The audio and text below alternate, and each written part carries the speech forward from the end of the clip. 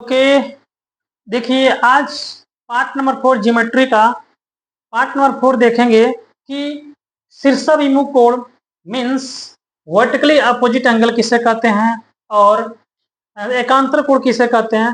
तो हमारे पास ऐसे दो रेखाएं हैं, एक ऐसे दो समांतर रेखाएं हैं जिसका नाम कुछ मैं अंकित कर रहा हूं, ए बी सी डी। दो समांतर रेखाएं हैं और समांतर रेखाओं के बारे में हमने पिछले वीडियो में सीख रखे हैं। तो फिर आज मैं उसको इतने जितने दिए उतने के बारे में बताएं, क्योंकि पहले बता रखे हैं। आप जो जो स्टूडेंट्स न देखे हो, न जानते, वो पीछे वाले वीडियो देख के सीख लें। ओके, देख सकते हैं। और इसमें दिया है कि हमारे पास दो समांतर रेखाएं, और दो समांतर रेखाएं ऐसी रेखाएं होती है जो आपस में कभी इंटरसेक्ट न करें। तो शीर्षाभिमुख कोण बनाने के लिए हमें एक ऐसी तिर्यक रेखा का निर्माण करना पड़ेगा, यानी एक ऐसी तिर्यक रेखा हमें यहाँ ड्रॉ करनी पड़ेगी जिसका नाम है LM। तो ध्यान दें कि दो रेखाएं AB और CD है, उनपे एक LM ऐसी तिर्यक रेखा है जो दोनों को इंटरसेक्ट कर रही होगी। दो पॉइंट्स के दो बिंदुओं पे इंटरसेक्ट कर रही है, तो इंटरसेक्ट करने वाली पॉइंट्स को इंटरसेक्शन ऑफ पॉइंट मतलब प्रतिच्छेदित बिंदु, इंटरसेक्शन ऑफ पॉइंट प्रतिच्छेदित बिंदु। जो रेखाएं कट कर रही है उस रेखा को प्रतिच्छेदित रेखाएं मतलब इंटरसेक्शन ऑफ पॉइंट कहते हैं।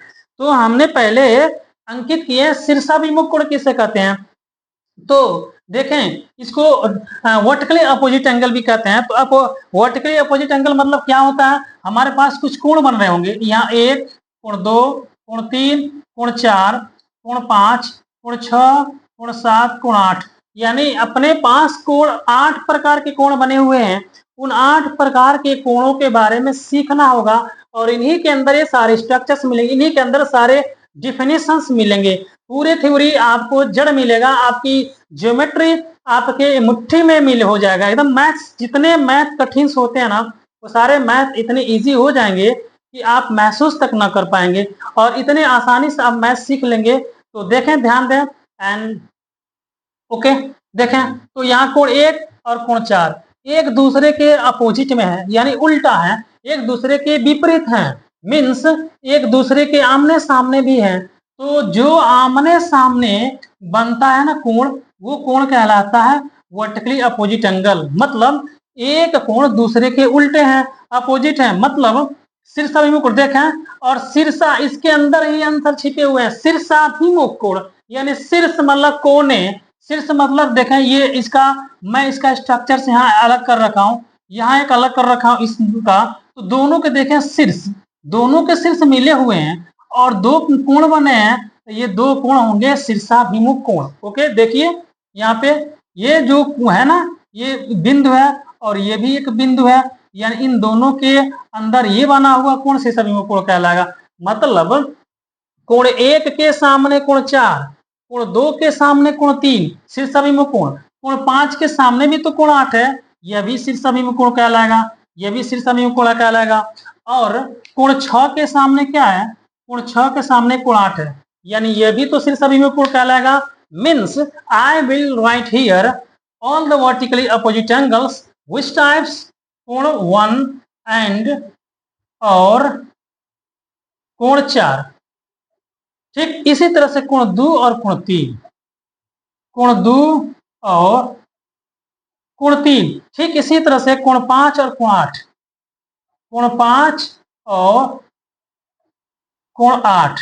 ओके, ठीक इसी तरह से कोण 6 और कोण 7,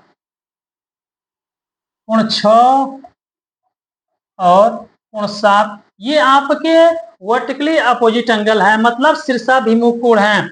ये जितने अंकित किए हैं यहाँ पे सब शीर्षाभिमुख कोण है। और मजे की बात ये है ना कि जितने शीर्षाभिमुख कोण होते हैं वो आपस में समान होते हैं। मतलब कोण 1 का वैल्यू जितना होगा कोण 4 की भी वैल्यू उतनी ही होनी चाहिए। मतलब अगर ये 30 डिग्री है तो जाहिर सी बात है कोण 4 का मान 30 डिग्री ही होनी चाहिए, तभी तो वर्टिकली अपोजिट एंगल है। तब इसका फायदा जब हम क्वेश्चन को सॉल्व करेंगे तो इसका बहुत जबरदस्त फायदा होने वाला है। आप देखें कैसे, कोण 1 का मान 30 डिग्री तो कोण 4 का मान भी 30 डिग्री हो जाएगा। इसी तरह से अगर कोण 2 का मान है 50 डिग्री, सॉरी 150 डिग्री, तो इसका भी मान 150 होगा। मैंने पहले आपको बता रखे हैं कि एक लाइन पे 180 डिग्री कोण बनता है। ओके, 180 डिग्री कोण बनता है ना। तो देखिए एक लाइन है, एक लाइन है तो यहाँ अगर मैं 30 रखूं तो ये भी 30 होगा, होगा कि नहीं होगा? तो अगर ये 30 है तो ये 150 होगा, तभी तो दोनों को जोड़ेंगे एक लाइन पे पूरा 180 बनेगा ना। तो 150 हो रहा है, यानी ये भी 150 होगा। तो 150 और 30 180 हो गया, प्रूफ हो गया, ऊपर भी प्रूफ नीचे भी proof. That's called hence proof. Now अब हम सीखेंगे कि एकांतर कोण किसे कहते हैं। तो पहले ये भी तो सिर्फ अभिमुख कोण ही होगा, यानी सब बराबर होगा, 5 के बराबर 8 होगा तो 6 के बराबर 7 होगा। ओके, ये होगा सिर्फ अभिमुख कोण, मीन्स वर्टिकली अपोजिट एंगल। अब हम सीखेंगे एकांतर कोण। एकांतर कोण किसे कहते हैं, देखें ध्यान से कि एक लाइन का अंतर, एकांतर मतलब एक लाइन का अंतर, इस डिफिनेशन में ही आंसर छिपे हुए हैं। एक अंतर, एक लाइन का अंतर को हम कहते हैं एकांतर, मतलब alternate angle, means alternate angle. which what is called the alternate angles which the height of the lines, देखें 3 and 6, 3 और 6 एक लाइन के अंतर पे है। 3 और 6 आपस में मिलना चाहेगा, लेकिन एक लाइन है जो उस लाइन को रोक रहा है, ये लाइन, और 3 और 6 होगा एकांतर कोण। तो जितना 3 होगा ना उतना ही 6 होगा, इतना ध्यान दीजिए। जैसे हमने शीर्ष अभिमुख कोण में सिद्ध किया, इसको भी सिद्ध किया जाएगा, सिद्ध किया जा सकता है।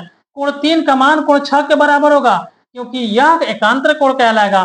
तो हमने तो बोला कि एक तिर्यक रेखा है, तो सेम तो 4 के साथ भी हो रहा है ना, 4 और 5 भी एकांतर कोण ही कहलाएगा। ओके, तो कोण 4 और 5 भी एकांतर कोण कहलाएगा। लिख सकते हैं यहाँ कोण कोण 4 और कोण 5, कोण 4 और कोण 5। इसी तरह से आपका हो जाएगा कोण 3 और 6, कोण 3 और कोण 6। तो अगर 3 और 6 हो रहा तो क्या होगा, तो इसी तरह से जितने होंगे ना सब हम निकाल सकते हैं अल्टरनेट एंगल क्या होते हैं। ओके, अब देखेंगे संगत कोण किसे कहते हैं। इसके अंदर जितने हैं सबको हम अल्टरनेट एंगल, एकांतर कोण हम सीख सकते हैं, बता सकते हैं। जैसे ये है तिर्यक, ऐसे सब निकल सकता है। ओके, अब देखेंगे संगत कोण किसे कहते हैं। संगत मतलब संगतिया, जो दो दोस्त मिलते हैं तो दोनों दोस्त की आपस में बातचीत या विचार मिलते हैं तो संगतिया बनते हैं, यानी फ्रेंड्स बनते हैं। तो फ्रेंड्स मतलब, इससे मैं उदाहरण दे रहा हूं, संगत कोण। संगत मतलब संगत क्या होता है, देखें ये लाइन के ऊपर कोण 2 दिख रहा है ना, लाइन के ऊपर कोण 2 दिख रहा है, तो यहाँ लाइन के ऊपर कोण 6 भी दिख रहा है, तो ये भी लाइन के ऊपर और ये भी कोण लाइन के ऊपर, तो ये कोण कहलाएगा संगत कोण, यानी कोण 2 और कोण 6 क्या कहलाएगा, संगत कोण। तो अगर ये कहला रहा है तो यहाँ भी तो कोण ऊपर है, कोण 1 लाइन के ऊपर, कोण 5 भी लाइन के ऊपर, तो लिखेंगे कोण 1 और कोण 5 भी क्या कहलाएंगे, संगत कोण। अच्छा, अब तो ये हमने सीखा, फिर देखेंगे लाइन के नीचे भी तो कोण बन रहे हैं। लाइन के नीचे कोण 4 है, यहाँ लाइन के नीचे कोण 8 है, तो भी उसको भी लिखेंगे कोण 4 और कोण 8। तो इस तरफ से हो गए। फिर यहाँ भी देखिए कोण 3 और कोण 7 दोनों लाइन के नीचे हैं, तो इनको भी लिखेंगे कोण 3 और कोण 7। कोण 7 क्या कहलाएंगे, संगत कोण। ठीक इसी प्रकार आप अंतः कोण देखिए, हमने 3 चीज सीखे, शीर्षाभिमुख कोण, एकांतर कोण, संगत कोण। अब सीखेंगे अंतः कोण। अंतः कोण क्या होता है बेटा, इस बाउंड्री के अंदर जितने कोण होते हैं ना वो सब अंतः कोण कहलाएंगे। देखिए ये 2 समांतर रेखाएं हैं, इन दोनों समांतर रेखाओं के अंदर में जो कोण बने हुए हैं सब कोणों को हम अंतः कोण कहेंगे। जैसे देखिए 3 4 5 6 इस बाउंड्री के तो ही अंदर है ना, तो कहलाएंगे कोण 3, कोण 4, कोण 5 और कोण 6 क्या कहलाएंगे, अंतः कोण। ठीक इसी तरह से इसके विपरीत बाह्यतः कोण क्या होता है, यानी इसको हम कहेंगे अंतः कोण। पहले हमने सीखा जो इंटीरियर एंगल थे, अब बाह्यतः कोण मतलब एक्सटीरियर एंगल, यानी बाहरी वाले कोण। तो ये बाउंड्री के बाहर में जो कोण बने हुए हैं ना वो बाह्यतः कोण कहलाएंगे। देखिए कैसे बाहर दिख रहा है, ये बाउंड्री के ऊपर है कोण 1 और कोण 2, ये बाउंड्री के भी बाहर 7 और 8 क्या कहलाएगा, ये कहलाएगा बाह्यतः एक्सटीरियर एंगल। ओके, मीन्स कोण 1 और कोण 1 और कोण 2, और क्या कहलाएगा, कोण 7 और कोण 8, ये सब क्या कहलाएंगे, एक्सटीरियर एंगल, मतलब बाहरी कोण। तो हमने सीखा कि शीर्ष अभिमुख कोण क्या होता है, एकांतर कोण, संगत कोण, अंतः कोण, बाह्यतः कोण, इतने हमने सीखे। अब इस पे कुछ क्वेश्चंस की जाएगी, with the help of the 180 degree created on the lines, straight lines, एक लाइन पे 180 अंश कोण बनता है, वो सबने सीख लिया। फिर इसके बाद से क्वेश्चन सीखा जाए। Okay, thank you, have a nice day.